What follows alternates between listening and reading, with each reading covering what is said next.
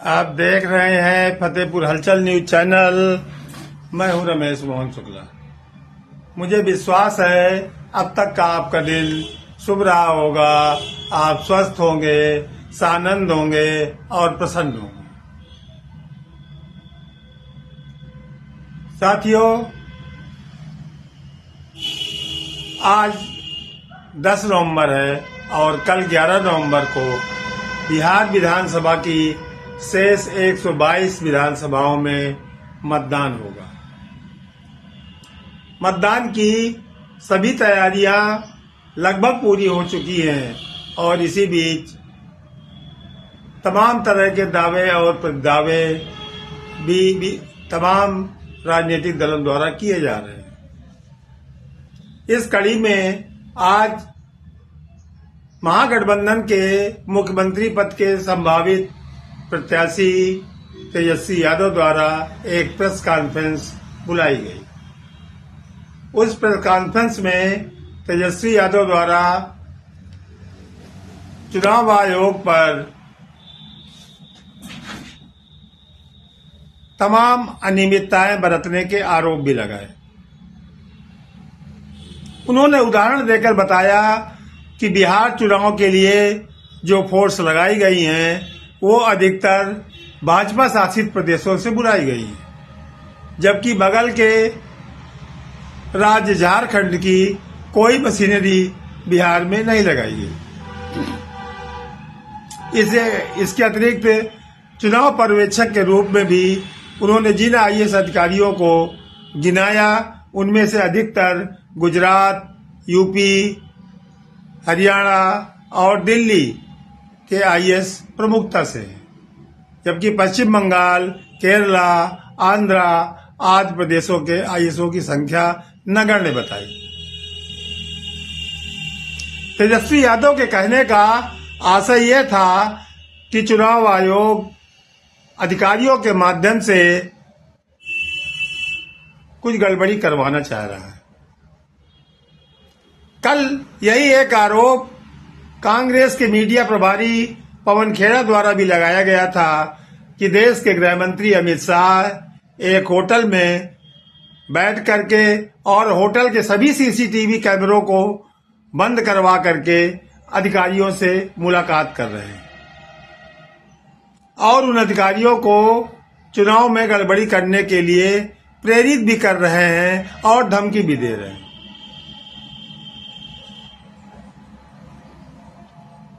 यदि वास्तव में ऐसा है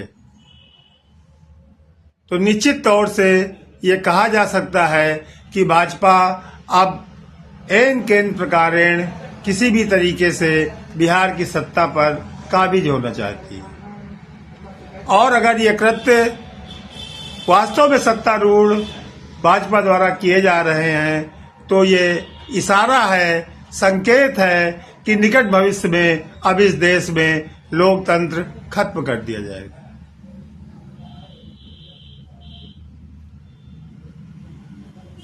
इसके लिए बहुत सारे लोग चिंतित भी हैं और लगातार अपनी आवाज सोशल मीडिया और यूट्यूब के माध्यम से उठा भी रहे हैं।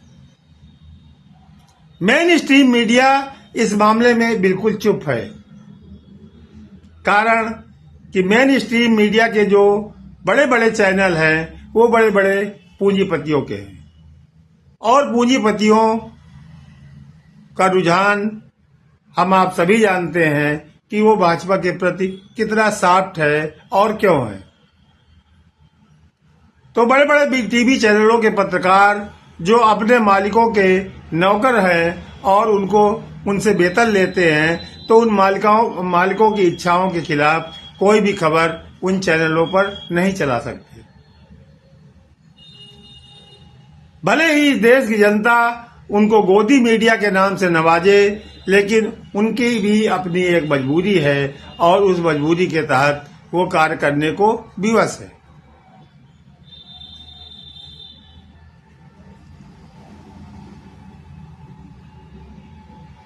हमारे अपने जो लोग बिहार के चुनाव को कवर करने गए हुए हैं, जिनमें से लगभग मेरे 50 साथी वहां पर ऑन द ग्राउंड हैं, उनका भी इशारा कुछ इसी ओर है।